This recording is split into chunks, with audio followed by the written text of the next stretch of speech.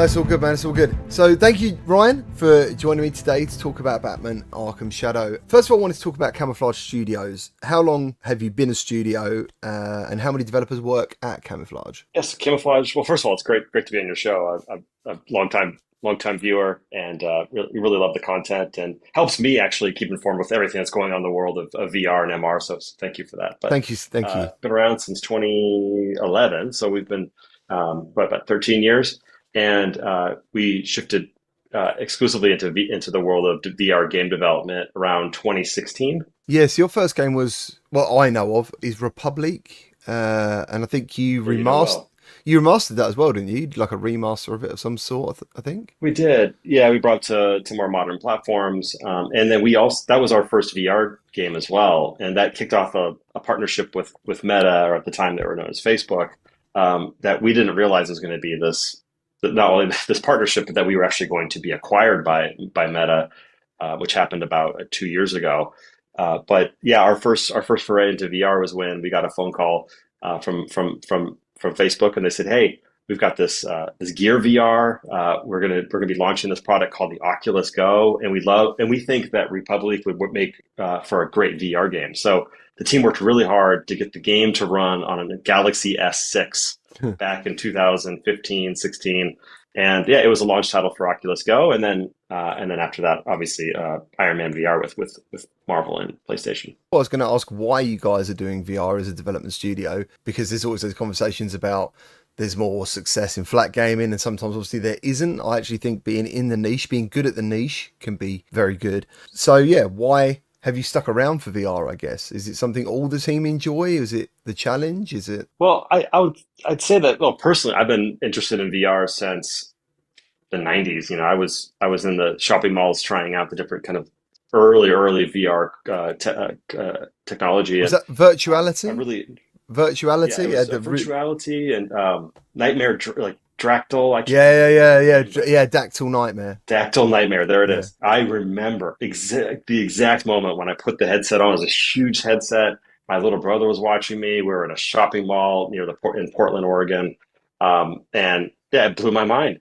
It blew my mind, and that really stuck with me. And then once Camouflage was a real company, having worked at Metal Gear on Metal Gear Solid at Konami, and then Halo 4 at Microsoft, I started Camouflage, and yeah, to your point, we were making flat screen games with Republic, and we did fall into VR at that moment because of the business.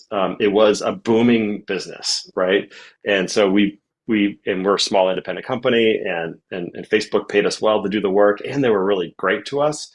So I think all of that sparked our interest in VR, and then we kind of fell in love with it. Yeah. And to the point where I think I'll also never forget this moment, which happened right before the pandemic hit in 2020, where Phil Spencer and Pete Parsons, who runs Bungie, was at our Camouflage office in Bellevue, Washington, and they're checking out Iron Man VR, and they asked me what was next, and I said, I don't know, maybe do another VR game. We love doing VR, but maybe we'll do console or PC, and try our hand at that again. And they said, why would you do that? They said, look at how amazing your team is with VR. Yeah. Why don't you become masters in that space rather than join this red ocean with how many other companies? And that really stuck with me. And from that moment forward, one of our core pillars within Camouflage, or our core values, is to be masters of VR, to be experts, to know everything about it, and to really help drive the medium forward. So that's where we are here in 2024. You mentioned like being bought by Facebook, Meta. How was that for you guys? Because I mean, technically, Facebook and Meta aren't a gaming company. Like they're not. They're many things, you know. And I would argue that in the last 3 or 4 years, you could say these guys are now getting into the gaming space. How was that for you? Was that like a conversation you guys had at all? I mean, The sheer amount of talent we have from the gaming industry who's at Meta, from Jason Rubin and Mike Doran, and so many other, like, countless industry veterans that are here with us. Not to mention all the different studios that are sister studios yeah, within yeah, Oculus Studios, whether it's Armature or Sinzaru or Ready at Dawn, and so many terrific studios. Yeah, we feel like we're a games group in a lot of ways, and we know what our mission is, which is to create the best content for the Quest 3, and continue to kind of grow that ecosystem. as part of this larger goal that Mark Zuckerberg and leadership have, which we're fully bought in on. What Armature did with Resident Evil 4 for Quest 2 was like a dream come true for me personally. He's such a fan of that game. You know, I've bought that game on every system ever since GameCube. It all came together exceptionally well. The menu system, everything was just fantastic, and it's always stayed with me as like a real belief that this can happen. A flat game can come to VR, and it can be done exceptionally well by the right people. Yeah, and they couldn't have given it to a better team than our friends at Armature, right? Those guys are absolute masters, and yeah, I can't wait for you to see what they got cooking up next. Nice. So, what is your history with the Batman Arkham game series? Like, for you personally, like, everyone has kind of their Ugh. favorites, or like, yeah. What did you enjoy about them most? Well, I'd love to trade stories with you. I'd love to know what your entry was as well. But I guess I'll start by saying that it's weird how life works. It was on the couch of Brian Intihar in Los Angeles. It was August 2009, I believe, and I was working on Halo at the time. And we're about a year out from the release of Metal Gear Solid 4. My claim to fame for that game was that I worked extremely hard on the game and with the team to kind of rethink the controls and the inputs and the UX of Metal Gear in a way that made it much more mainstream friendly and much more fluid and fun to play. Yeah. And we got a lot of great accolades for that. And then a year and some change later, I play Arkham Asylum, and I'm just frustrated. I'm on that couch of Brian's, and I'm playing this thing. I'm like, they took it way further. They went way beyond and we should have done this for Metal Gear. Just how fluid and fun it felt to just walk, run, slide, grapple up as Batman, go into stealth mode, take that guys out. So simple, so clean, so beautiful. I think yeah. The very first one is still my best, and I think that happens with a lot of games, doesn't it? Like because it makes the biggest impact. They just nailed it all with the Joker, everything, and the combat was just. I think it was kind of the first game that I'd maybe ever played like that system because this would have been before Spider-Man with the combo system and Right. stuff, and that was super addictive, super addictive. And then you unlocked upgrades, just so much stuff. It was just so compelling from start to finish. And yeah, I don't think it's an exaggeration to say that the development team behind Arkham Asylum, Rocksteady, they revolutionized third person Mm. console based controller based combat. You could see it just its influence on Spider Man, on Shadow of Mordor, and countless other games. It's pretty incredible what that team did. Talking about combat, one of the screenshots that come up, and it sounds like for you, combat was a massive part of the Arkham series. And obviously, talking about VR leads you down a path of like, how is this going to happen? And obviously, I picked up snippets of information, but one of the biggest hints towards something was the screenshot showing the combo system, like the one, the two.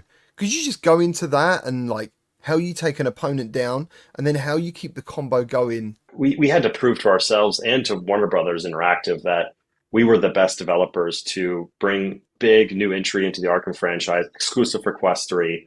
And we had to do so by proving that we could take the classic freeform rhythm-based combat into VR and do it well. And that was the most intimidating, challenging aspect, I think, of the game's development. And all credit goes to the team again. Basically, the same guys behind the flight mechanics and the shooting mechanics for Iron Man VR. That this was their next greatest challenge, and they proved me wrong too because I didn't think it was actually going to be possible. I Mm, didn't think you could take the classic Arkham combat and translate it into VR properly. yeah. Because and I'm typically an optimist, but I was complaining and saying, okay, so what are you going to do, Ryan Darcy, our design director? So in VR, you're just going to walk up to an enemy and just start punching at them, and that's going to feel like Arkham. It's like, Ryan, Batman doesn't walk across the room, he punches across the room. Yeah, cool. And that was the key. Yeah. And so basically, those reticles you're seeing in that screenshot, those will appear when the player has their hand in a fist. So they've got the two grip buttons held down on the touch controller. And so when you see that, you know that you could go and punch, and then Batman will go into a lunge, and then slow mo time dilation inspired by Super Hot VR.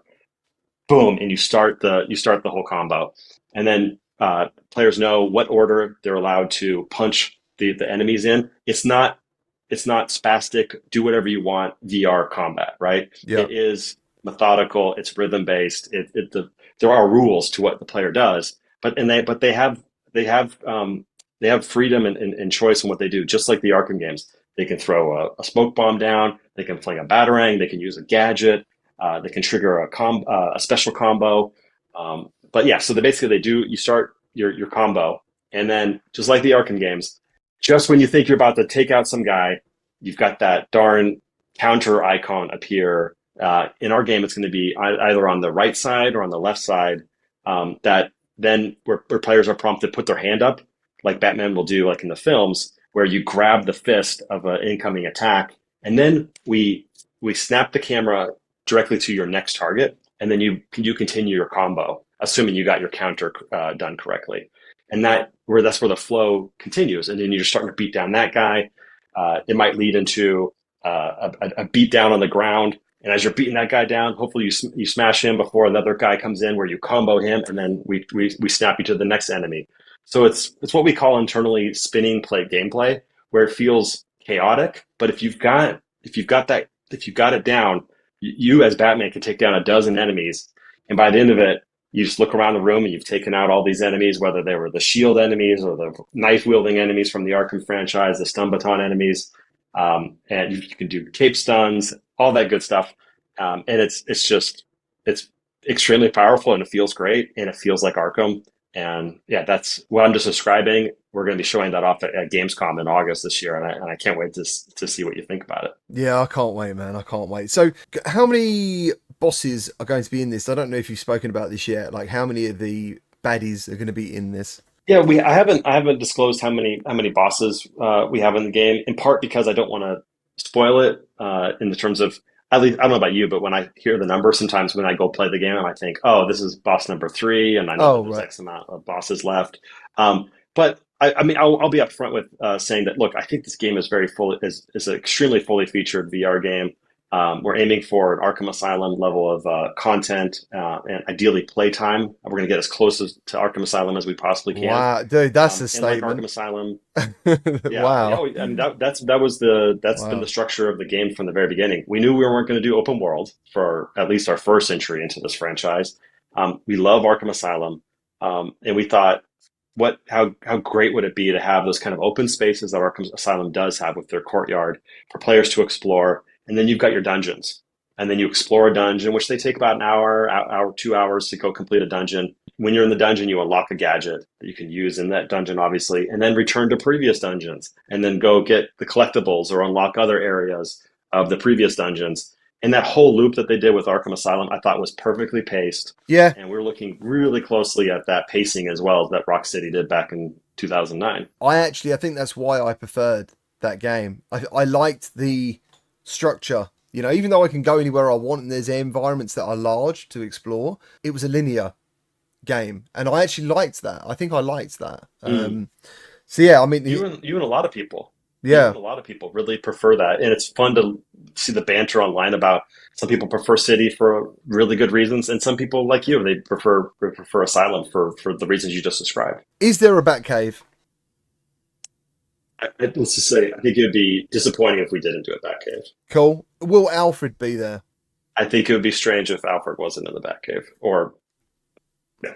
Excellent. Any particular gadgets in the game, Batman gadgets, that you in particular enjoy the most? Like, what are the ones that you gravitate towards using? Because it sounds like in the combat as well, you can.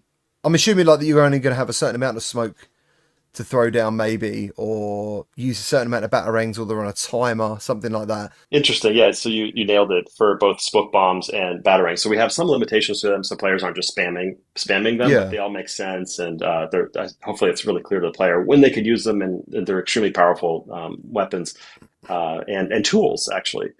One of the I mean I don't have to explain to you why what the about the power of VR and the added fidelity you get and this added dimension you get as a player, but being able to use your batarang not only as a weapon to stun enemies or to use it to distract enemies, but you could use it to cut wires and police tape in our game. That was inspired by the Robert Pattinson, Matt Reeves Batman film from 2 years ago. Wow. But I think to answer your question, the gadget that I just absolutely love using is the gel launcher.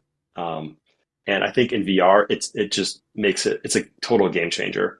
I absolutely love um, using the gel launcher in combat, where you spray some explosive gel on the floor while you're fighting, and then I detonate it when guys are around there.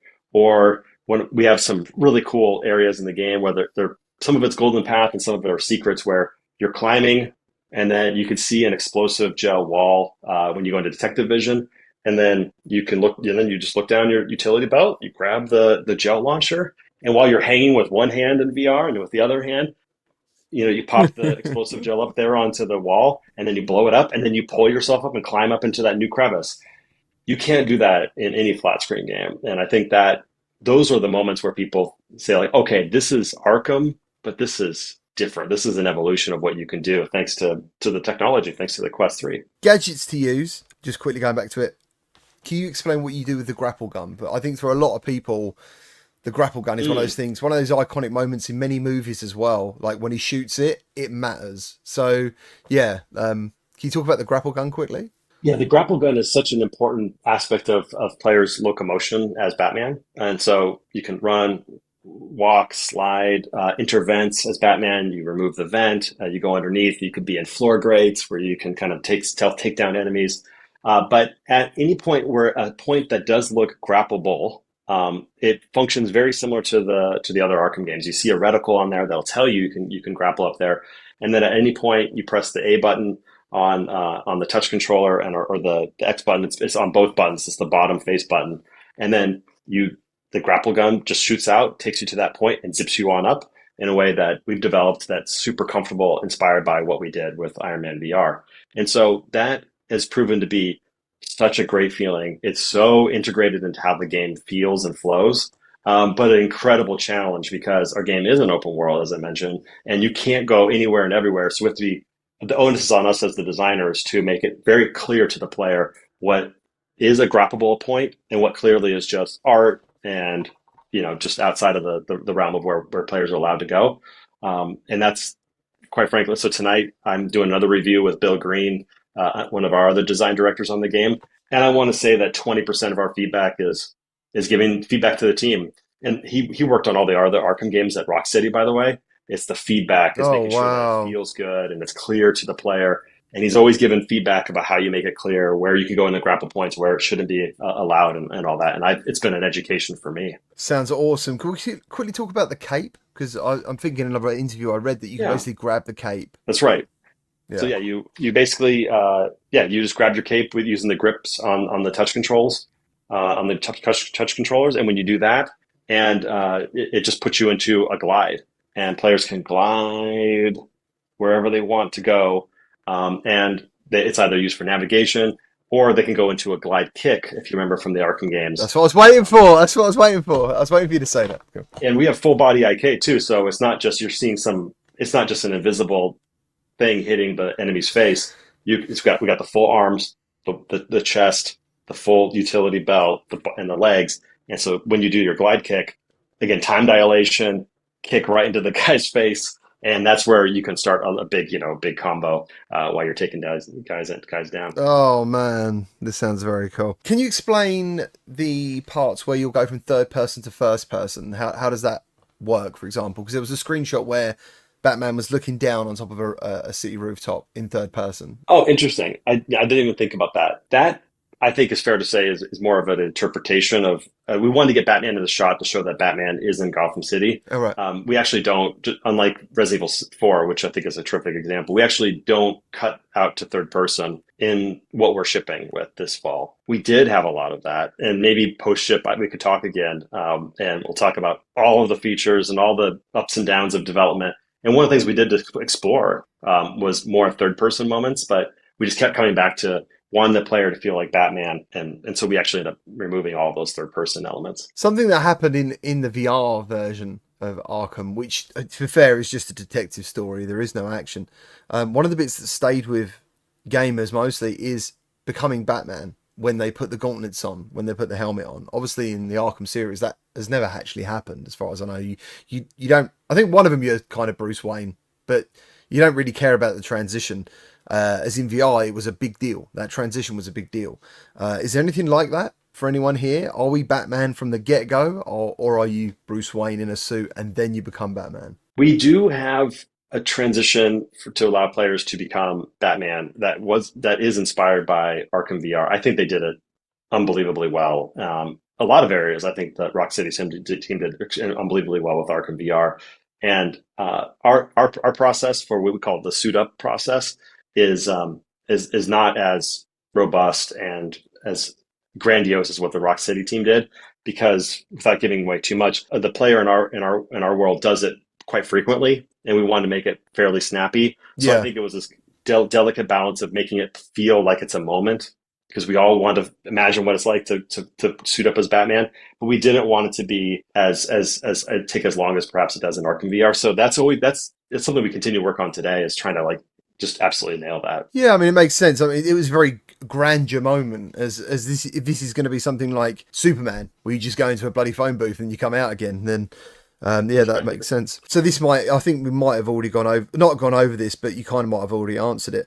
I was going to ask about flying and challenges. So like, obviously you have like the VR challenges or VR missions.